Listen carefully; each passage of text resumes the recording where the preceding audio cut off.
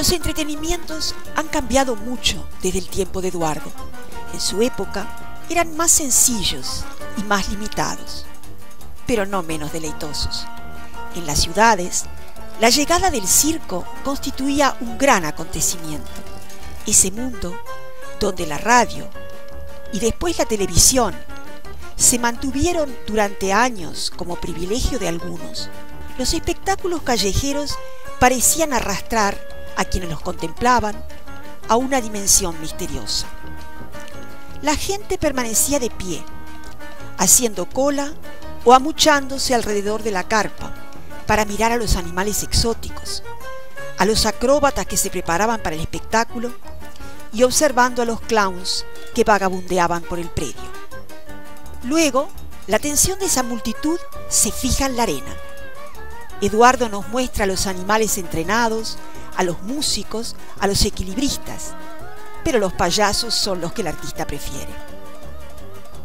Más que cualquier otro artífice, el payaso se parece al estafador, al enfermo, al loco y toca, así, nuestra propia vulnerabilidad. No es infrecuente que se asemeje a los bichicomes que pasan a nuestro lado en la calle. Así, este personaje nos muestra la posibilidad de volverse desprotegido, afligido o demente que yace en el interior de cualquier humano. A través de su fragilidad, se transforma en la hebra que une la totalidad del espectáculo y le presta una melancólica alegría. Haciendo malabares o acompañado por un perro, un payaso parece caminar, sin saberlo, al borde de un precipicio.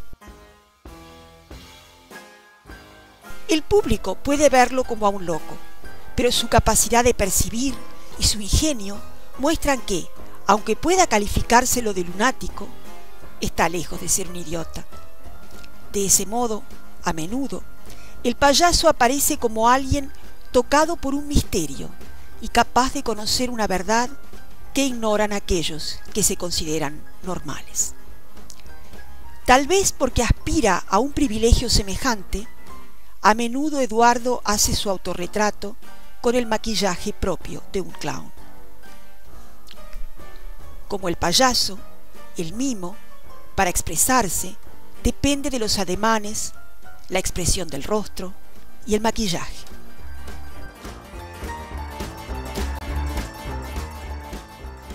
De acuerdo con Marcel Marceau, uno de los grandes mimos del siglo XX, esos artistas mudos expresan la música del silencio. Vestidos con colores atrevidos, con trajes demasiado chicos o demasiado grandes, son muy gordos o muy pequeños y casi tan vulnerables como los clowns. En 1961, Eduardo publica un álbum de dibujos sobre Marceau, que el mimo aprecia como una sutil captación de sus destrezas.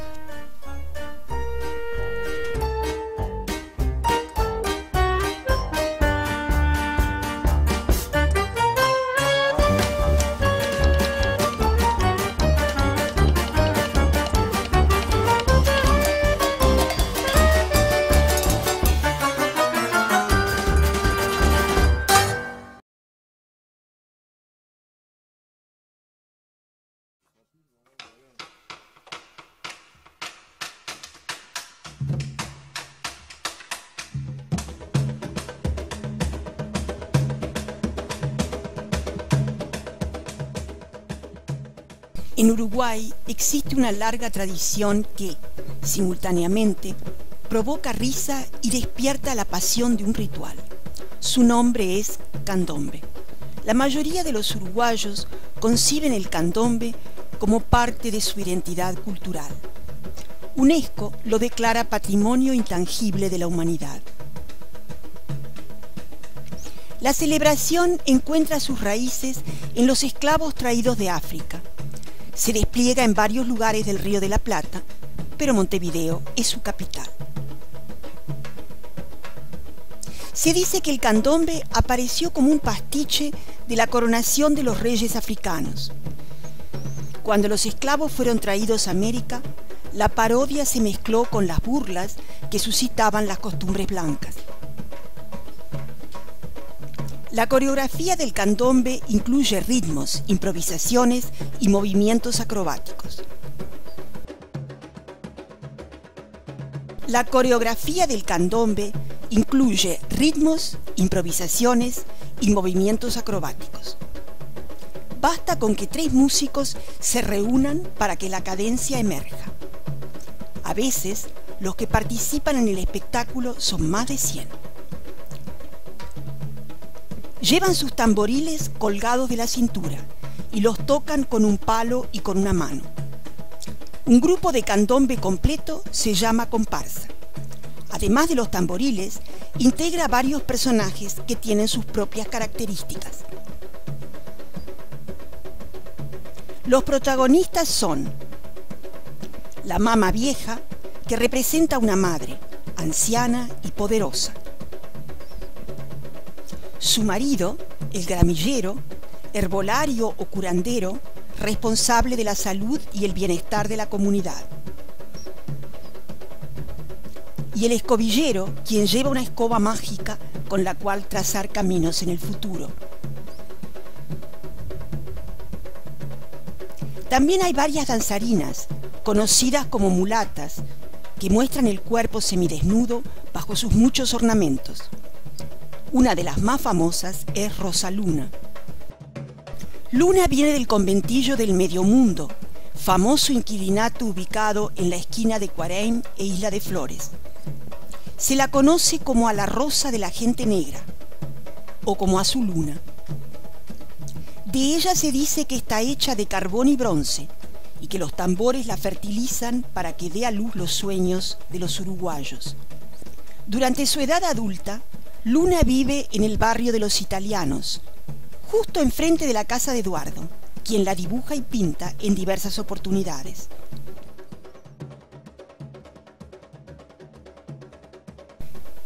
El músico Rubén Rada, mejor conocido como el Negro Rada, es otro astro del candombe. Ese artista pasa su niñez solo a unos pasos del hogar del pintor. Por lo tanto, Eduardo deja un testimonio de Rada niño y de sus familiares. De ese modo, el arte de Vernaza es un testigo, según el cual la identidad cultural de los uruguayos no es solo europea. A través del candombe y otras formas artísticas, Uruguay se alimenta de diversas culturas.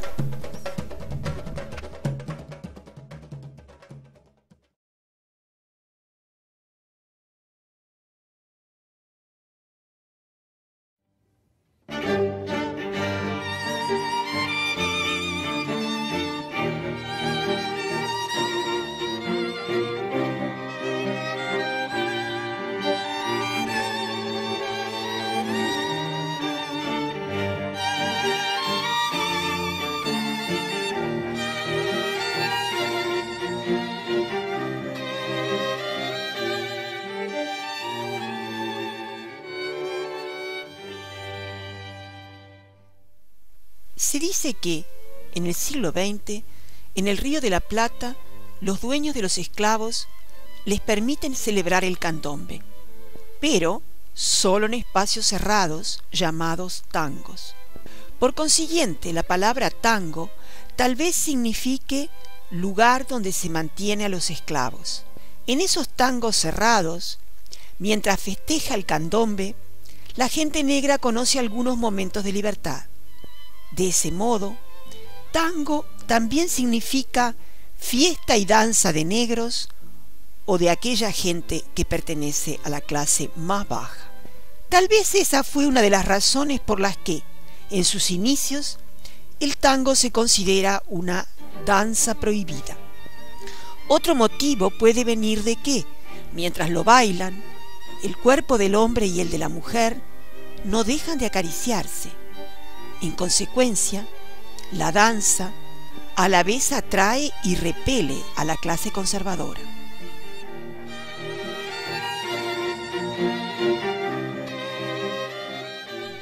Pero, pronto, el tango se vuelve popular en todos los niveles sociales. Primero, los teatros y la música callejera lo llevan, desde los suburbios de Montevideo hasta los conventillos llenos de inmigrantes venidos de todas partes de Europa. En esa etapa, las clases acomodadas todavía lo miran con desdén. Sin embargo, hacia 1925 se lo considera una danza propia de los más elegantes. Y este significado valorativo se extiende hasta Europa y alcanza tierras tan apartadas como Japón.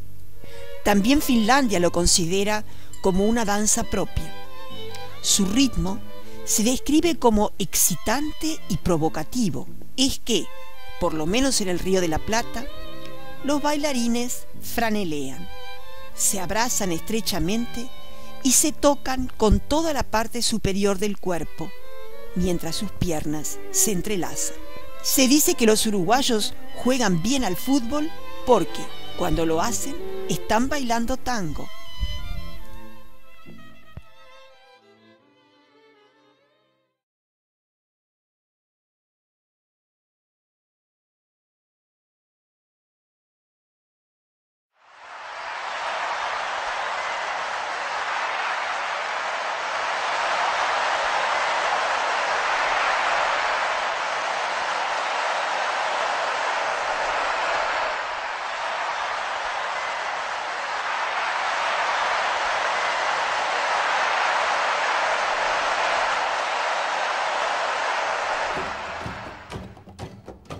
En 1881, en Montevideo, tiene lugar el primer partido de fútbol.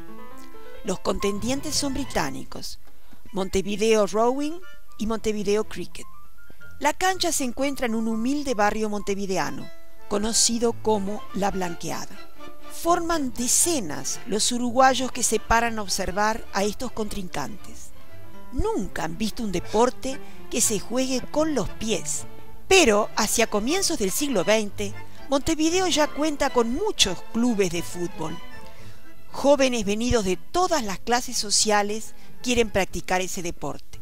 Durante la primera parte del siglo XX, Uruguay es conocido por su democracia, el nivel de su educación y sus leyes sociales. Gradualmente, el fútbol se transforma en el símbolo de tales logros. En 1930, el país celebra su 100º aniversario construyendo el Estadio Centenario de Montevideo. Ese mismo año, Uruguay es anfitrión del Campeonato Mundial por la Copa del Mundo. Y la gana. Por aquellos tiempos, obtiene otras muchas distinciones internacionales, entre las cuales otra Copa Mundial en 1950 en Maracaná. Hasta el día de hoy, esa victoria se conoce como el Maracanazo y se usa para designar un logro importante en cualquier actividad. Los uruguayos sienten que las victorias futbolísticas son una prueba de que el país merece ser llamado la Taza de Plata de América del Sur. En consecuencia, emerge un nuevo paisaje sonoro. En las calles de Montevideo se mezclan los tamboriles del candombe, el bandoneón del tango y los cantos triunfales de los hinchas de fútbol. El fútbol se juega en todas partes, en las calles, en las playas, en los patios de las casas. Muchas familias montevideanas pasan las tardes del domingo mirando a otra gente que juega al fútbol o escuchando partidos por la radio.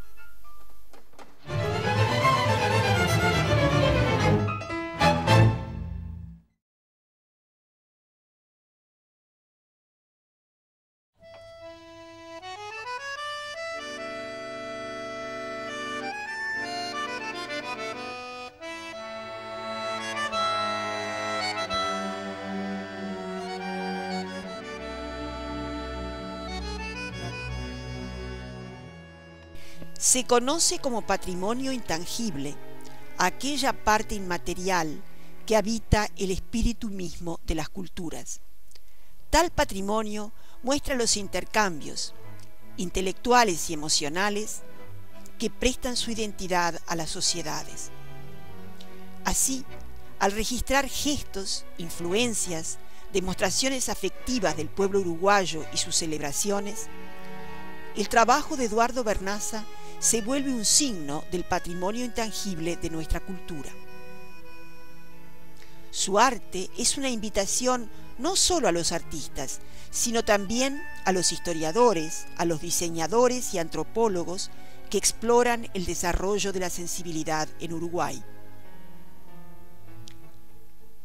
Y ese arte se tiende como un puente entre los uruguayos y otros pueblos, entre el pasado y el futuro, entre la memoria, la imaginación y la inventiva.